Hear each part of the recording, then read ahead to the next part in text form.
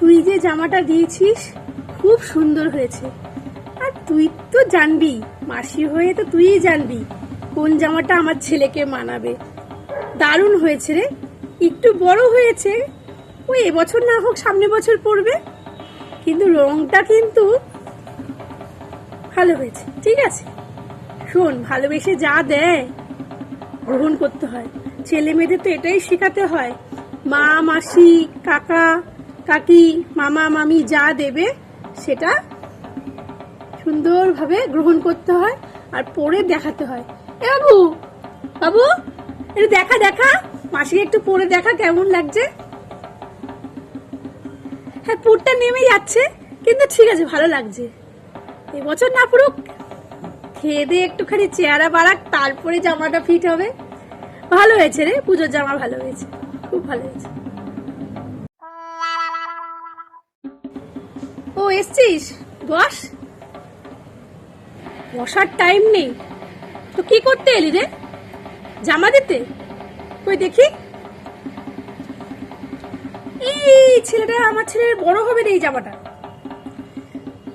ধার করা ধার করা।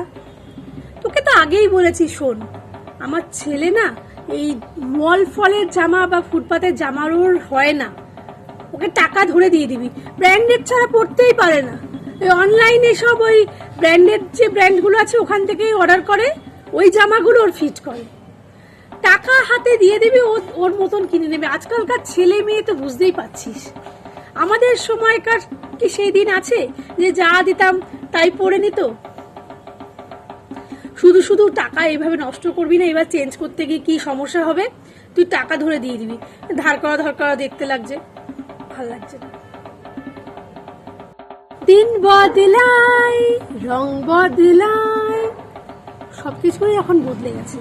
আগে যে দিন সময় যা ছিল, আমাদের হাতে বড়রা যা ভালোবেসে দিত, আমরা কিন্তু খুশি মনেই সেটাকে নিতাম, গ্রহণ করতাম। জামা কাপড় হলে পরতাম, দশমীর পর আমরা সেই জামা পরে বিজয়া দশমী করতে যেতাম আর বলতাম তুমি যে জামাটা দিয়েছো সেই জামাটাই পরে এসেছি। এইভাবেই কিন্তু আমাদের ছোটবেলাটা কাটিয়ে আজকে আমরা এই বয়সে এসেছি।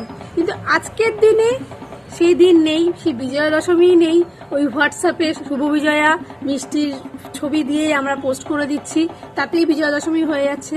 পায়ে হাত দিয়ে প্রণাম করে যে বিজয়া দশমী প্রায় এখন বিলুপ্তর পথে।